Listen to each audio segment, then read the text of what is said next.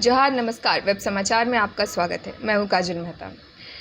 कुछ भी शुरू करने से पहले मैं एक लाइन दोहराना चाहूँगी। वे लोग होते बड़े कमाल हैं जो बेवजह ही लोगों की मदद कर देते इंसानियत की मिसाल हैं। जी हाँ, मैं ऐसा इसलिए कह रही हूँ, मेरे सामने अभी नितिन अग्रवाल जी हैं, जिन्होंने पूरे कोरोना काल में 2 साल से जूझ रहा पूरा भारत देश और झारखंड भी उसमें शामिल है, कोरोना से जूझ रहे लोगों के लिए वैक्सीन की तैयारी, वैक्सीन की उपलब्धता करवाई, लोगों में वैक्सीन बंटवाया, लोगों को जागरूक कराया। जानेंगे इनसे इनको इन सारी चीज़ों में कहाँ परेशानी आई, कैसे इनके मन में इतना उचित विचार आया, कैसे इन्होंने लोगों तक कोरोना वैक्सीन को पहुंचाया। बहुत बहुत स्वागत है नितिन अग्रवाल जी आपका। सबसे पहले तो आप अपना परिचय हमारे दर्शकों को दे दीजिएगा। मैं नितिन अग्रवाल, झारखंड मुक्ति मोर्चा रांची जिला कोषाध्यक्ष, रांची का ही रहने वाला हूँ। जी, मेरा सवाल ये है आपसे कि जो भी आपने शुरुआत कैसे हुई आपकी वैक्सीन लोगों तक पहुँचाने की? सबसे पहले अगर हम लोग कोरोना की पहली फेज की बात करें तो पहले फेज में कोरोना से जो लोग जूझ रहे थे उस समय वैक्सीन की बात चल रही थी कि वैक्सीन आने वाला है, वैक्सीन आ जाएगा तो कोरोना ख़त्म हो जाएगा।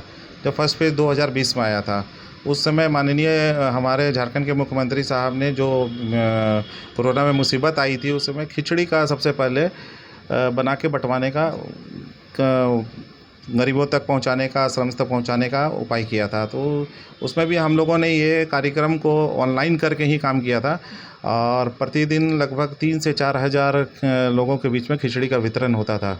और गांव मोहल्ला से जो हमारे पास रिक्वेस्ट आते थे, उसमें प्रत्येक मोहल्ला में 500 लोगों को हम लोगों ने खिचड़ी का अवेलेबल कराता था। इन साल सरकार की जो मुहिम चली वैक्सीन के लिए, दूसरा फेज जब कोरोना का आया जो अति भयावह था। पिछले साल तो कोरोना हमें डरा के गया और इस बार हमारा लेकर गया कोरोना। हर घर से हमको लगता है कि कोई ना कोई किसी की अपूर्णीय क्षति हुई है। तो और एक ही स्रोत था इसको रोकने का, वैक्सीन। जब वैक्सीन आया तो शुरू में लोगों को बीच में वैक्सीन का अवेयरनेस नहीं था, लोग वैक्सीन के लिए कतरा रहे थे। कुछ लोग अच्छे ढंग से लगवाए और कुछ लोगों को बीच में मानसिकता थी कि वैक्सीन से कुछ साइड इफ़ेक्ट्स होगा। लेकिन जब उनको पता चला कि वैक्सीन का कोई साइड इफ़ेक्ट नहीं है, इसके लिए हम लोगों ने प्रचार भी किया, जगह जगह लोगों को वैक्सीन के लिए समझाया। हमारी झारखंड मुक्ति मोर्चा की टीम पूरी इसमें लगी हुई थी। तो इसके लिए सबसे पहले शुक्रिया माननीय हेमंत सोरेन जी का और मीडिया का शुक्रिया है, जिन्होंने इस बात को पूरी तरह पब्लिक के बीच में फैलाया कि वैक्सीन काफ़ी सुरक्षित है और आप लें। और यहाँ पर एक घर घर तक वैक्सीन पहुँचाने के लिए एक योजना चली, वैक्सीन वैन। वैक्सीन वैन का उद्देश्य था कि अगर आप किसी गांव मोहल्ले में 10-15 आदमी को जोड़ लेते हैं और एक घोषणा पत्र बनता है इनका साइन करके, अगर वैक्सीन सेंटर में पहुंचाते हैं तो वो वैन आपके पास आता है और आपके घर पे ही, आपके गांव मोहल्ला में, स्कूल में, जहां प्रबंध करते हैं वहां 20 से ज़्यादा लोगों को, 20, 50, 100 लोगों को वैक्सीनेट करके जाता है। ये योजना काफ़ी अच्छी लगी मुझे। किन किन क्षेत्रों में अभी तक आप लोगों ने लोगों को वैक्सीन दे दिया है? रांची के मैंने, जैसे शहर के बागी ऊपर के क्षेत्र जो होते हैं, जो मेन शहर के शहरी इलाके होते हैं, वहाँ तो लोग वैक्सीन ले रहे थे। लेकिन वैक्सीन लेने में जो दिक्कतें आ रही थी नीचे के एरिया में, जहाँ बस्ती है, हाँ, नीचे के क्षेत्र में, बस्तियों में दिक्कत हो रही थी।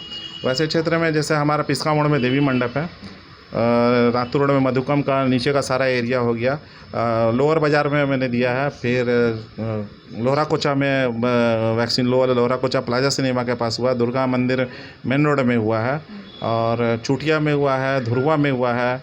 बहुत जगह, विभिन्न जगह में ये वैक्सीनेशन का प्रोग्राम हुआ है। अभी तक जो हम लोगों ने किया, टोटल 52 स्पॉट पे वैक्सीन वैन भेजकर वैक्सीनेशन का काम किया, जो हम लोगों की तरफ से हुआ है। जी, इसमें मैं पूछना चाहूँगी कि जिस तरीके से आपने पहले ही बताया, लोग थोड़े से जागरूक नहीं होने के कारण वैक्सीन लेने में आनाकानी करते थे। सबसे ज़्यादा आपको परेशानी शहरी क्षेत्रों में हुआ या फिर ग्रामीण क्षेत्रों में हुआ? अभी तक तो ग्रामीण क्षेत्र की वैक्सीन की बात हुई नहीं थी हम लोगों से।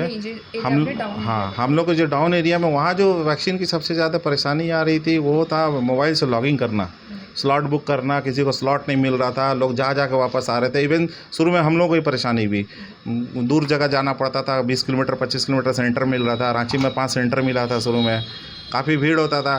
कोरोना काल में हमें भीड़ से बचना था, वैक्सीन सेंटर में भीड़ लगा हुआ था, जाइए लोग एक दूसरे सदर हॉस्पिटल में जाइए, भीड़ का अंबार लगा हुआ था। वैसे में जब वैक्सीन वैन आया तो हम लोगों ने इसे बस्ती पे पहुंचाया। सबसे पहले वहाँ के लोगों को इकट्ठा किया और एक फॉर्म भर के उनका आधार कार्ड, पैन कार्ड नंबर, आधार कार्ड और फ़ोन नंबर लेके ऑन द स्पॉट रजिस्ट्रेशन करके, ताकि उनको परेशानी नहीं हो।